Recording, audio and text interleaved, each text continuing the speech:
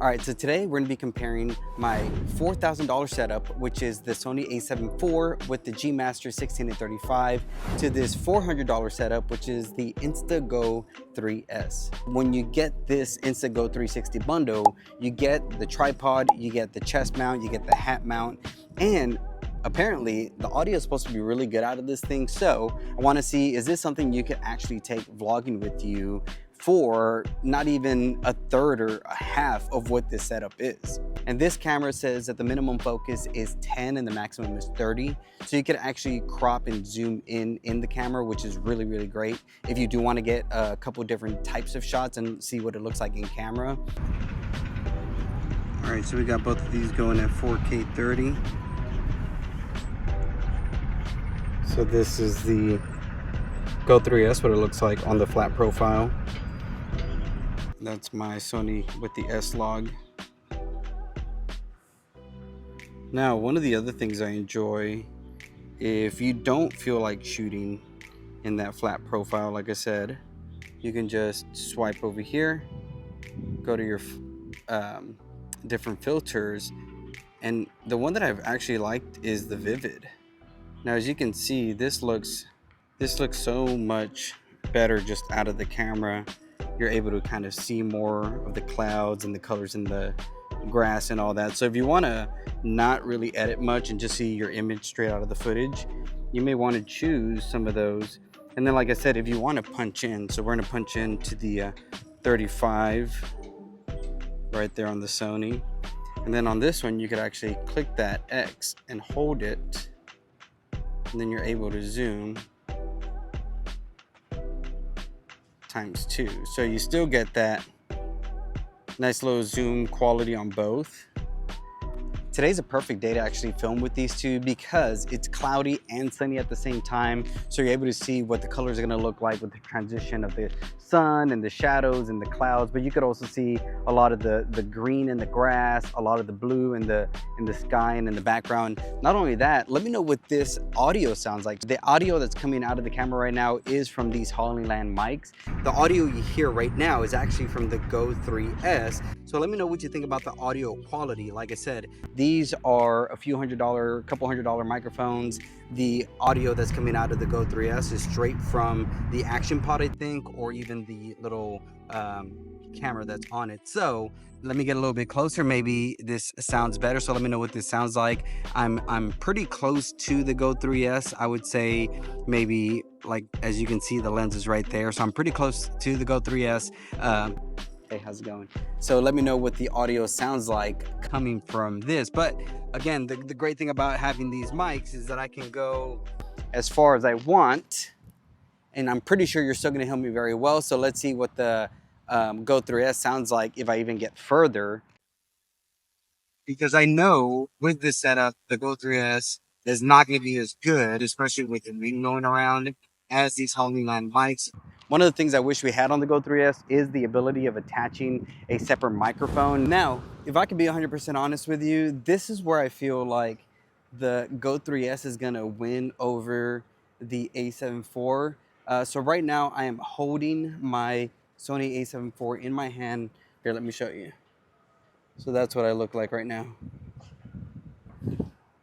But not only that, just holding this camera up constantly while I'm riding the one wheel probably isn't the best thing. So that's where I feel the Go 3S is gonna win, is primarily it's so easy to carry, so easy to maneuver. If you drop it, you really don't have to worry about it because it is pretty durable. Again, if I drop this is pretty expensive glass and a body and all that. So that's where I feel like you don't want to be carrying this thing around, especially if you're vlogging, because it is a little heavy, as you can tell. I had to just switch hands and all that good stuff. The other thing is I actually have a capture clip from Peak Design, which allows me to carry my camera hands-free. But with the Go 3S, I could just literally put it in my pocket and take it out whenever I want to vlog. So I feel like the portability and the ease of use is gonna go to the Go 3S, but let me show you what it's like to vlog on the one wheel with it. All right, so now I am vlogging on the Go 3S. So let me know what it sounds like and what it looks like. But before I keep talking, check this out.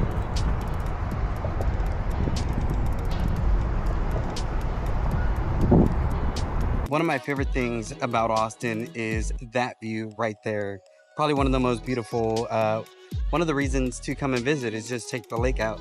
I also do have the stabilization on. So again, a big plus on something like this versus the A7IV is gonna be the stability. Like this AI stabilization that it has in it is pretty good, to where I'm sure you're not feeling any of the bumps, you're not feeling any of the movements. Like it's pretty much doing a really good job keeping me steady. But now this right here is one of the most popular murals in Austin by Shepherd Ferry, and it's also in one of the loudest intersections in downtown Austin. So I thought it'd be great to come down and again test the microphone so y'all can hear what these Hollyland mics sound like compared to the Insta Go 3S.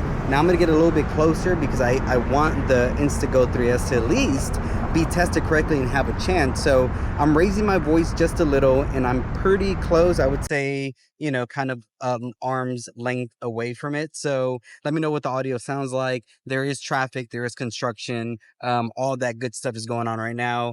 I already know these are gonna sound dope, so I'm not really gonna test them that much other than just using them as audio, but I don't know if I have the noise cancellation on, so I guess I'll see afterwards because I don't wanna check right now. But let me know what y'all think about the audio on these cameras. So one of the other advantages that the Go 3S has over the A7IV is the fact that you can really put it anywhere. So again, if you want to vlog with it, you don't even need your hands. You have something like this, which is the hat mount that you just put on your hat, take out the camera, and then just attach it to your head.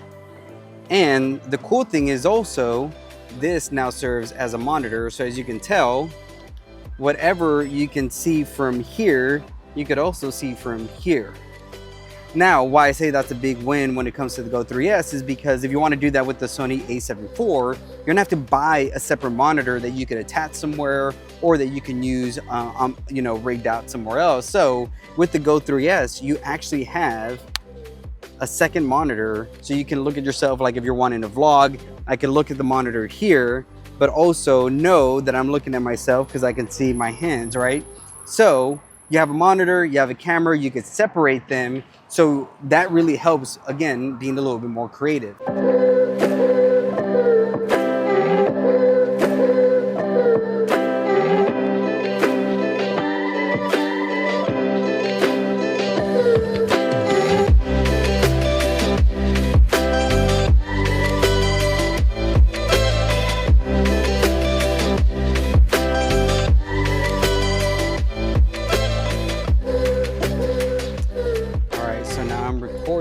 In the flat profile on the Go 3S and the SNA log on the A7IV.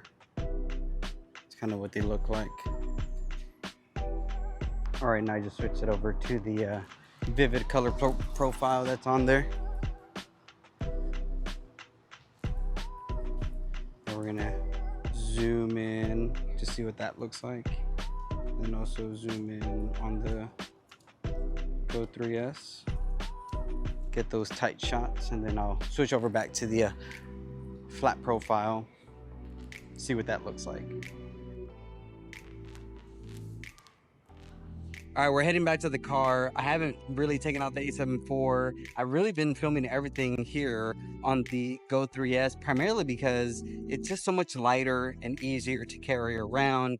And I'm also using the free frame option, which is gonna allow me to kind of edit it post and to the way that I wanna do it. Gives you a lot of the ability to do things post filming, which sometimes when it comes to filmmaking or even using these kind of cameras, you really need to make sure you get the shot the way you want it right then and there, or maybe even the angle.